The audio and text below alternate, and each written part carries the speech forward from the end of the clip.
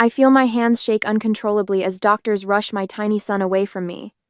His entire body could fit in my palm, 1 pound, 10 ounces of fragile life, born at 25 weeks in 1 day. Too early. Much too early. Mrs. Whitlow, we're taking him to the NICU, a masked figure tells me, already moving toward the door. Your son needs immediate respiratory support. My son, Micah, a name we'd only settled on last week, never imagining he'd be wearing it so soon. I feel like dying out of fear, yet I need to get a grip of myself and be strong. The words catch in my throat. The room spins slightly as I try to lift my head from the pillow. Can I see him again? But they're already gone, whisking away the child I carried for barely 6 months. Grant squeezes my hand so tightly it hurts, his face pale beneath his usual tan. He's going to make it, he whispers. But I hear the question hiding in his statement. My son was born fighting for his life, and I soon discovered that wouldn't be his hardest battle. The next morning, a nurse wheels me through the sterile corridors of St. Hilaire Medical Center. The Denver hospital will become our home now, an unexpected detour from the carefully planned nursery waiting at our house. When we reach the NICU, I barely recognize the bundle behind the glass. Micah lies nearly hidden beneath a maze of tubes, wires, and monitors. His skin appears almost translucent, his chest rising and falling in rapid, shallow movements that seem more mechanical than natural.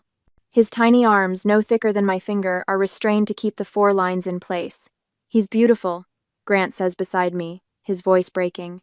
I can only nod, afraid that speaking might shatter whatever fragile magic is keeping our son breathing. Can I touch him? I ask the nurse.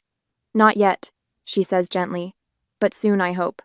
The word hope hangs between us like a tenuous lifeline. Grant takes more extra shifts at work than I thought humanly possible. Nights, weekends, holidays, anything to maintain our Care First insurance coverage. We'd been so proud of our savings, $34,000 carefully tucked away for a down payment on a bigger house once the baby arrived. Now that money vanishes like water in sand. The emergency C-section alone decimates our financial cushion, and each day in the NICU adds another mountain to climb. We'll figure it out. Grant insists when I mention my worry. Micah's what matters now. I nod, just to reassure both me and himself. I establish a routine that becomes my heartbeat. Wake at the Aurora family house at 5:30, shower quickly, and arrive at Micah's incubator by 6:15. I sit beside him for 14 hours each day, talking softly, singing occasionally, always apologizing that my body couldn't hold him longer. You're doing everything right, Nurse Jolene tells me on day 62. She's the night shift nurse who often stays late into the morning, checking Micah one extra time before leaving. Most NICU parents can't be here this consistently. I don't know what else to do, I admit. Well, I have some news that might help, she says, glancing at Micah's monitors. His oxygen levels have stabilized for 3 consecutive days now. That's significant progress. Really? I look at the numbers on the screen, trying to decipher their meaning. Really? She confirms. In fact, Dr. Peterson thinks you might be able to hold him tomorrow, skin to skin. The words barely register at first. Hold him. After 64 days of watching him through plastic. Are you certain? My voice sounds strange to my own ears. As certain as we get in the NICU, Jolene says. It's a good sign, Lena. The next day, they help position Micah against my chest. He weighs almost nothing, but the warmth of his tiny body seeps into mine. His heart beats rapidly against my skin, a hummingbird rhythm that gradually steadies as we breathe together. Grant watches from the doorway, his eyes wet. Look at that, he whispers. He knows you. For the first time since Micah's birth, I feel something unfamiliar bloom in my chest. Hope. The feeling lasts exactly 3 hours. That's when my phone rings my mother's ringtone. I haven't spoken to my parents since they criticized me for marrying too young at my own wedding. But now Pamela Whitlow's voice flows through the speaker, cheerful as if no time has passed. Lena, darling, your father and I are passing through Denver next week and just heard about the baby. We're planning a surprise visit to meet our grandson. I stare at Micah, at the fragile progress he's made after 64 days of fighting, at the machines still breathing for him, at the monitors tracking every heartbeat. Mom, I begin, unsure how to explain that in this room, there's no space for surprises. Especially not from the people who'd labeled my marriage a mistake from the start. I look down at my son, who has fought through so much already. Who needs a protector more than I need my parents' approval? We need to talk about visiting hours. I say firmly, my hands finally steady. I will not anyone hurt my baby, not even my family. A day later, the automatic doors of St. Hilaire Medical Center slide open, bringing a rush of autumn air and 3 unwelcome visitors. My parents stride through the hospital lobby as if they own it, their leather shoes clicking against the polished floor. My father, Wesley, stands tall in his charcoal suit, my mother, Pamela, beside him in a beige pantsuit that probably costs more than our monthly mortgage. Behind them trails my brother Trent, his attention fixed on his phone, thumbs tapping frantically. There's our girl. Mother says, air kissing near my cheek, her perfume heavy with jasmine and privilege. Trent finally glances up. So where's the kid? His eyes dart back to his phone, barely acknowledging the miracle fighting for his life down the hall. He's in the NICU. I explain, my voice smaller than I intend. We need to check in at the desk first. There are protocols. Protocols, Father scoffs, already walking toward the unit. We're only stopping by for a few minutes before Trent's interview. Don't make such a fuss about the rules.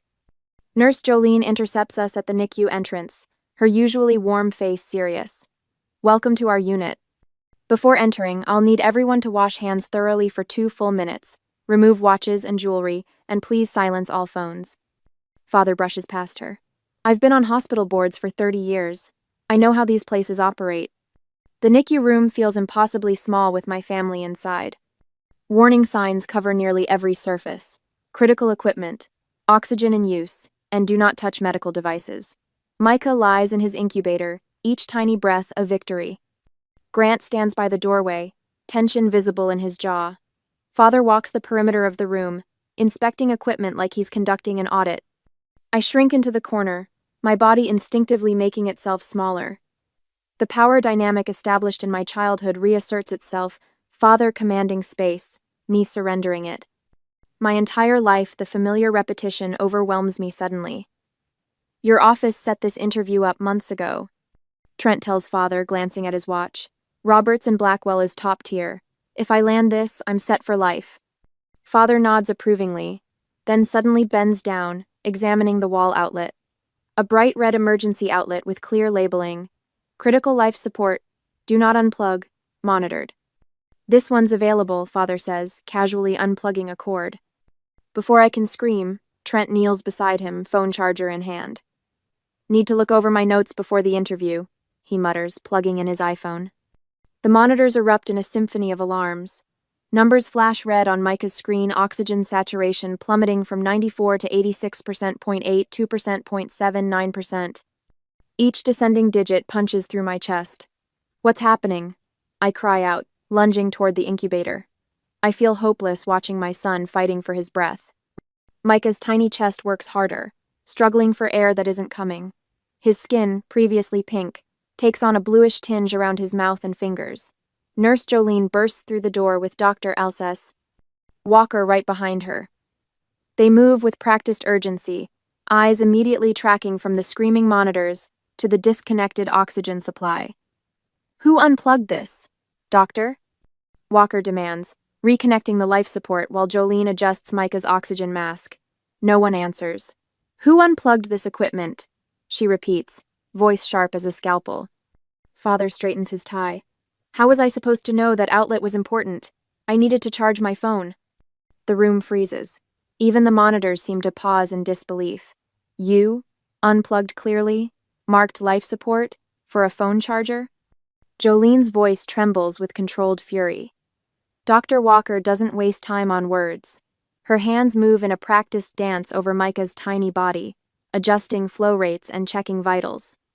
Jolene assists silently, their teamwork a choreography of crisis management. Long, terrifying minutes pass.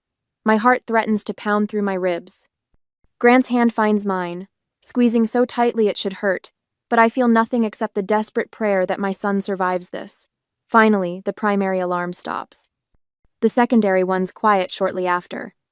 Dr. Walker's shoulders drop an inch, the first sign that immediate danger has passed. He's stabilizing, she says, eyes still fixed on the monitors. But his oxygen saturation dropped dangerously low. She turns to face my family, professional mask firmly in place, though her eyes burn. He's lost at least 4 days of progress. A few more seconds without oxygen could have been catastrophic. You're exaggerating. father says, reaching for his phone. These machines are designed with redundancies. Dr. Walker blocks his movement. I'm calling security. That's completely unnecessary, Mother interjects. It was an honest mistake. Wesley sits on the board at Horizon Health Group. He understands medical equipment. Then he should recognize the severity of what just happened, Dr. Walker responds, pressing the security button. 2 security officers arrive within minutes. After a brief explanation, they firmly escort my family toward the exit. Father protests loudly about misunderstandings and overreactions. Mother keeps glancing back at me expectantly, waiting for me to defend them. Trent says nothing until they reach the doorway. Then he turns, face tight with anger. Thanks for ruining my interview day. As I watch security lead my family away, I'm torn between lifelong conditioning and new maternal instinct. The hospital administrator suggested pressing charges for endangering Micah. But what would that mean? Would seeking justice against my own family make me as heartless as they had been? Or was protecting Micah more important than maintaining toxic relationships that nearly cost him his life today? The answer waits in the steady beeping of Micah's monitor, in his tiny chest rising and falling with each precious breath. Now that he is stable, I am more resolute. No one can hurt him. Later that day at hospital, my phone buzzes against the plastic table for the 6th time. I reach for it, fingers trembling slightly, then pull back. The voicemail count has reached double digits now. Pamela Whitlow, my mother, refuses to accept defeat. When I finally listen, her voice fills my ear with practiced indignation. Lena, this is getting ridiculous. It was just an innocent mistake. You need to stop the hospital from blowing this out of proportion before someone gets fired. The message cuts off, only to be replaced by another. Call me back immediately. I delete them all, but the texts prove harder to ignore. Aunt Susan, family should forgive family. Uncle Richard, think about what this will do to your parents. Cousin Beth, nobody meant any harm. Why tear the family apart over an accident? My phone chimes with an email notification. From Wesley Whitlow, Hospital Administrator, Horizon Health Group. The subject line reads, Concerning recent events. The message is brief, clinical, as if dictated to a secretary rather than written to a daughter. Lena, my position at Horizon Health Group affords me certain connections within the healthcare community. Those connections extend to St. Alara. Consider how your current actions might impact not only family relations but potentially Micah's ongoing care. This situation can be resolved privately. Wesley Whitlow, MHA. I stare at the screen until the letters blur. Not a single inquiry about Micah's condition. Not one question about his recovery from the oxygen deprivation. Just thinly veiled threats. The final message arrives that evening while I sit beside Micah's incubator. His oxygen mask looks enormous against his tiny face. My mother's voice cracks with what might be genuine tears. Your father could lose his job over this. Is that what you want? For your spite to destroy our family? I place the phone face down on the chair beside me and watch my son's chest rise and fall. Rise and fall. The hospital's fluorescent lights cast shadows across Micah's face as his little body works twice as hard as before. His oxygen levels hover at 87% better than yesterday's 82, but nowhere near the stable 94 we'd achieved before Wesley unplugged his support system. The setback is written in numbers on the monitor, in the additional wires now attached to my son's translucent skin, in the concerned glances nurses exchange when they think I'm not watching. At midnight, I drag myself back to the Aurora family house, checking my phone hourly for updates from the night shift nurse. Sleep comes in scattered moments between alarm settings. Grant arrives at dawn, the shadows beneath his eyes telling their own story of double shifts and overtime. His uniform bears the coffee stain from yesterday, evidence he went straight from work to a second job. Any change? He asks, lowering himself into the chair beside me. They increased his oxygen support again. The doctor says it might be another week before we're back where we were. Grant nods, too exhausted for words. His calloused hand finds mine, squeezing gently. Every time the NICU door opens, my heart stutters. Every approaching footstep near Micah's incubator sends adrenaline coursing through my veins. I find myself scanning faces, assessing intentions, watching hands. The hospital, once a place of hope, now feels like territory I must guard. Mrs. Whitlow? I start at the voice, turning to find Dr. Walker standing beside me with 2 paper cups of coffee the next morning. The rich aroma cuts through the antiseptic hospital smell. "Thought you could use this," she says, offering me one. "Thank you." The warmth seeps into my palms. "Doctor." Walker settles into the chair beside mine, her white coat wrinkled from what must have been a long shift. She watches Micah's monitors for a moment before speaking. "He gained 2 ounces overnight." "Really?" I lean forward, studying the numbers as if they might explain this small victory. "Really," she smiles. "He's a fighter, just like his mom." For the first time in days, something besides fear flutters in my chest. I feel there is still hope for us. Later, I find myself in the hospital chapel. Not to pray, I haven't done that since childhood, but because it's the one place my phone doesn't ring. Stained glass casts colored patterns across the empty pews, painting the world in reds and blues and golds. The door opens behind me. Grant slides into the pew, his shoulder pressing against mine. "Your father called me at work," he says after a moment. "Offered to cover all Micah's medical expenses if we drop everything." "And you said?" "Nothing." I hung up. Grant turns to face me fully. "Lena, this isn't about family anymore. This is about protecting our son." A sob rises in my throat, unexpected and raw. "They're making me choose." "Number." Grant's voice is gentle but firm. "They made the choice when they put a phone charger above our son's oxygen."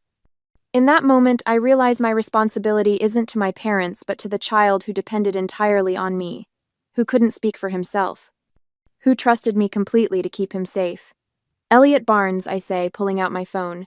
"Your friend from college. He's a malpractice attorney now, right?" Grant nods, something like pride flickering across his exhausted face. I dial the number, and with each ring, the weight on my shoulders lightens incrementally. When a voice answers, my own sounds stronger than it has in days. "Elliot? This is Lena Whitlow. I need your help." That afternoon, Nurse Jolene stays 3 hours past her shift, meticulously documenting Micah's recovery timeline. "You'll need this for the case," she says, her voice steady. "Time-stamped evidence of the setback." Dr. Walker provides detailed medical reports, complete with before and after comparisons of Micah's respiratory function. "The data speaks for itself," she says, sliding the folder across the table. The head of hospital security stops by with a flash drive. "Surveillance footage," he explains. "Shows Mr. Whitlow ignoring 3 separate warning signs before unplugging the outlet. Judge will want to see that." I gather these pieces, building a fortress of facts around my son. In Elliot's office the next morning, legal terms replace medical ones. He speaks of Colorado Penal Code, SQUN 86401, 1AI, reckless endangerment of a minor, of negligence and willful disregard, of evidence and testimony. "This is textbook," he says. "Your father knowingly created a situation that endangered Micah's life. The surveillance footage makes that clear." I nod, organizing the documents chronologically as he speaks. A business card falls from the stack Trent's, with his Georgetown Law School email printed beneath his name in elegant font. My hands, which trembled uncontrollably when Micah was born, are perfectly steady as I open my laptop and begin composing an email to Georgetown's ethics committee. My son is my priority. Everyone must understand that. I feel my fingertips grow steady as I organize the stack of documents on Elliot's glass conference table. The pile tells Micah's story in cold, clinical terms, medical reports, incident forms, witness statements, all chronicling those terrifying moments when my father unplugged my son's oxygen. "We need to be methodical," Elliot says, spreading the papers into neat columns. His tie hangs slightly loose, the only sign that he's been working on our case since dawn. The security footage is particularly compelling. Grant nods beside me, his jaw set in a way I've rarely seen. "Will it be enough?" "More than enough for criminal charges," Elliot replies, selecting a form with blue tabs already attached. "Reckless endangerment of a minor, tampering with medical equipment, both serious offenses." "What happens next?" I ask, surprised by the steadiness in my voice. "Your father's response will determine a lot," Elliot explains, clicking his pen with a practiced motion. "He might try to settle quietly, or he might fight. Either way, we're prepared." The formal charges feel heavy in my hands when I sign them, not with the familiar shakiness that has defined me since Micah's birth, but with the calm precision of someone who finally understands her purpose. Later that afternoon, my phone lights up with an unknown number. It's District Attorney Jackson. Mrs. Whitlow, I'm calling to let you know we've flagged your case as a priority, she says, her voice direct but kind. What happened to your son shouldn't happen to any child. My father's counterattack begins with startling swiftness. Within 48 hours, Wesley Whitlow mobilizes every hospital connection he's cultivated during 20 years in healthcare administration. Dr. Moore called me. I tell Grant that evening while checking my phone for updates from the NICU. Apparently, Dad tried to convince him that this was all a big misunderstanding that's being blown out of proportion. Grant's laugh holds no humor. What did Moore say? That Dad should hire a good lawyer. The calls from my childhood begin next: Stephanie from elementary school, Lisa from high school swim team, even my college roommate Rachel. All with the same hesitant tone, the same rehearsed message. Pamela's worried about you, Lena. She says you're not thinking clearly. I block each number after politely thanking them for their concern. The local news breaks the story on Tuesday morning. Horizon Health Group administrator placed on administrative leave pending investigation. The article doesn't name Micah, but it mentions allegations involving endangerment of a patient. When Nurse Jolene arrives for her shift, she brings the newspaper clipping. Your father's workplace is conducting their own investigation now, she says, her eyes bright with vindication. They're reviewing all of his past decisions since learning what happened. That evening, as I sit beside Micah's incubator, watching his chest rise and fall with increasing strength, I wonder about the settlement offer that arrived by courier that morning. $500,000 in exchange for my silence and dropping all charges. Financial security for Micah's future versus a public case that might protect other vulnerable patients from similar negligence. The money would solve so many problems. But would justice be better served in the open? 3 days later, an email arrives from Georgetown Law School's Ethics Committee. The formal letterhead and carefully worded acknowledgement of my detailed account regarding Trent Whitlow sends a chill down my spine. We take such matters extremely seriously, the email states. We request copies of the security footage and hospital documentation to support our investigation. I forward the email to Elliot, who calls within minutes. I've never seen an ethics committee respond this quickly, he says, surprise evident in his typically measured voice. They must consider this significant. Will it affect Trent's standing at Georgetown? I ask, uncertain how I feel about that possibility. At minimum, those internship offers he's been bragging about will be put on hold pending investigation. The ripples spread outward. Dr. Walker mentions that several physicians in the healthcare community have been discussing Wesley's administrative leave. Nurse Jolene overhears from another patient that my mother's church group has quietly uninvited Pamela from their annual charity luncheon planning committee. When Trent's message arrives, it pulses with raw fury. Do you know what you've done to my career? Over a stupid outlet? I stare at my brother's words for a long moment, then set my phone down beside Micah's incubator. My son's tiny fingers curl reflexively around my pinky, strength growing day by day. The beeping monitors show stable oxygen levels, heart rate strong and regular. I touch his translucent cheek with one finger, feeling the warmth of his skin. The answer to Trent's question rests here, in this quiet moment between a mother and the child she would burn down the world to protect. It was never about an outlet, I whisper to Micah. It was about you. I am going to fight for my son with every means possible. Next week at the main gathering, I feel the plastic chair creak beneath me as Wesley and Pamela Whitlow appear in the doorway of the Aurora Family House common room. Their unexpected arrival sends a jolt through my system. They haven't called ahead, haven't asked permission. Typical. Lena, my mother says, her voice honey, sweet as she steps forward. Her cashmere sweater looks freshly pressed despite the long drive, and her pearl earrings catch the fluorescent light. We need to talk. My father lingers behind her, his hands trembling slightly as he clutches a leather portfolio. I've never seen his hands shake before. In my childhood memories, those hands were always steady when pointing out my failures, steady when dismissing my achievements that didn't align with his expectations. You should have called first, I say, surprised by the steadiness in my own voice. We tried. Wesley steps forward now. You've been ignoring our calls. For good reason. Grant appears at my shoulder, a solid presence. He doesn't speak, just rests his hand on my shoulder. The weight of it anchors me. We have a proposition. My father continues, opening his portfolio to reveal a stack of papers. We'll pay for all of Micah's medical expenses, everything. Past, present, and future care. All we ask is that you drop these ridiculous charges. My mother's smile tightens.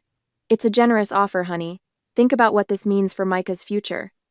Your brother's future is at stake, my father adds, his voice dropping to that familiar authoritative tone that used to make me shrink. Georgetown is reconsidering his acceptance. His summer internship offers are in jeopardy. Is this revenge really worth destroying his life?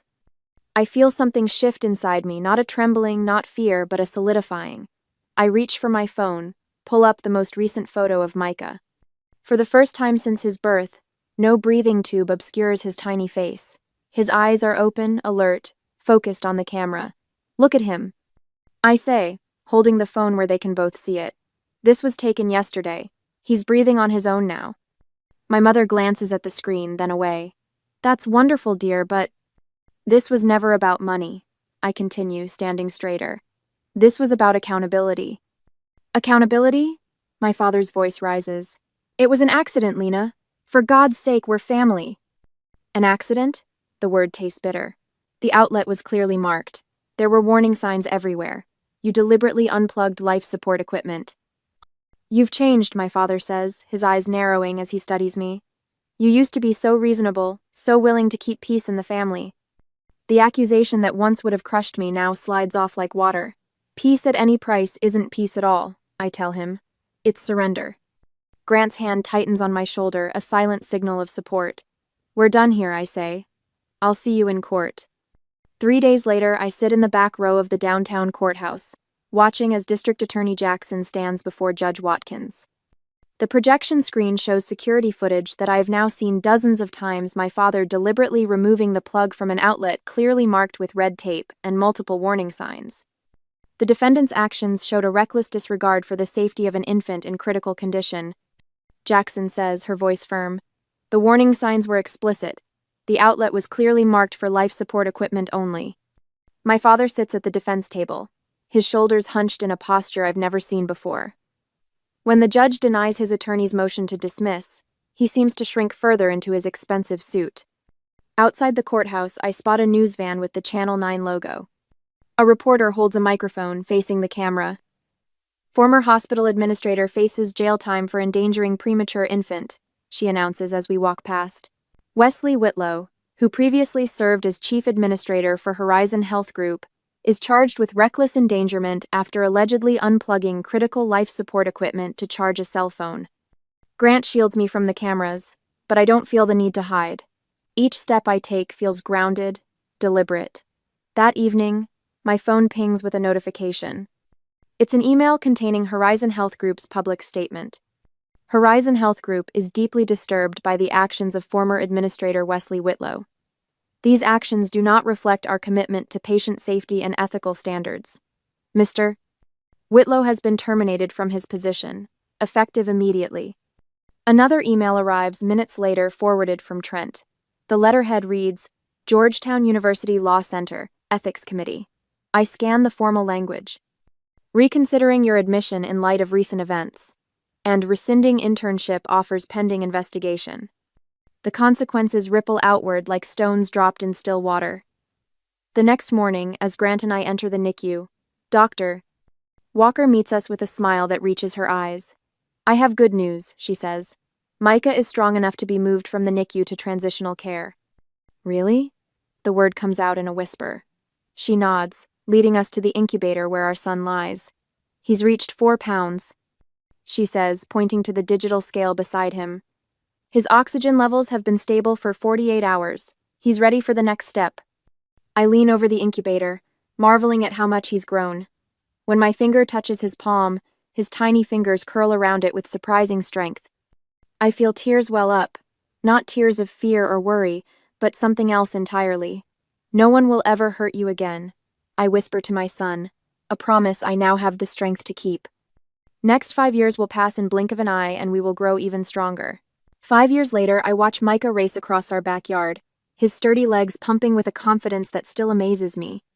The spring sun catches his hair Grant's chestnut color, but my unruly waves as he launches himself off the bottom step of our deck. Watch me, Mommy, I'm flying. 5 years. Some days it feels impossible that this robust, laughing 5-year-old emerged from that translucent 1 pound 10 ounce bundle of fragility. No oxygen tubes tether him now. No monitors track each precious heartbeat. Just a boy with his father's smile and boundless energy that exhausts and delights me in equal measure. Grant catches him mid-leap, spinning him in circles that draw peals of laughter. Airplane Micah coming in for a landing. My camera captures the moment instinctively, another addition to my growing portfolio. My photography business specializes in NICU graduate portraits. Parents seek me out specifically, having heard my story through the hospital grapevine. The one who understands, they call me, a title I wear with more pride than any degree. Later that afternoon, I stand before a circle of shell-shocked parents in St. Hilara's newly renovated NICU Parent Support Lounge. Their faces mirror what mine must have looked like 5 years ago, the particular pallor of sleep deprivation mixed with relentless worry. The day my son was born. I begin, my voice steady. The doctor told me he had a 15% chance of survival without major complications. A woman in the front row stifles a sob. Her son was born yesterday at 26 weeks. Yesterday, that same son scored his first soccer goal. I continue, bringing out my phone to show them the video. This journey isn't measured in days or weeks. It's measured in breaths, in ounces gained, in moments of connection that seem small but matter enormously. Dr. Walker, now the NICU director, slips into the back of the room. She catches my eye and mouths. You're doing great. Lena taught us all about real strength, she adds aloud when I finish speaking. How to fight without breaking, how to bend without surrendering. The parents surround me afterward, hungry for hope, dressed in flesh and blood. I give them my card, my time, my understanding, the gift no one could give me when I started this journey. Sunday brings Micah's 5th birthday celebration. Our modest backyard overflows with the family we've assembled. Nurse Jolene, Grandma Joe to Micah, helps him position his firefighter hat before he leans toward his cake. Make a wish, sweetheart, she encourages, her hands steady as they were the first time she helped me hold my son. Dr. Walker and Elliot arrange presents while swapping hospital gossip. Grant's parents man the grill with good-natured competitiveness about whose burgers will disappear first. Grant raises his glass once the candles are blown out. To the family we chose, who chose us right back. Later, after guests have gone and Micah sleeps surrounded by new toys, I open my desk drawer.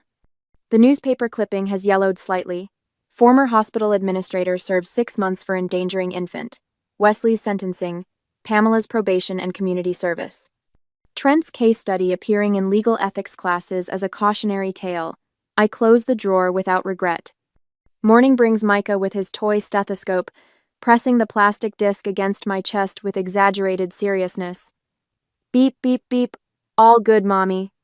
His questions come without warning as we make pancakes. Do I have other grandmas and grandpas somewhere, like Tommy at school? I measure my words carefully, watching his curious eyes. Some people aren't safe to love us, so we built a family that is. He accepts this with a child's simple wisdom, returning to the critical business of selecting chocolate chips. As I watch my son grow stronger every day, I sometimes wonder if there will ever come a time when reconnection with my parents might be possible, or if some bridges, once burned, should remain ashes.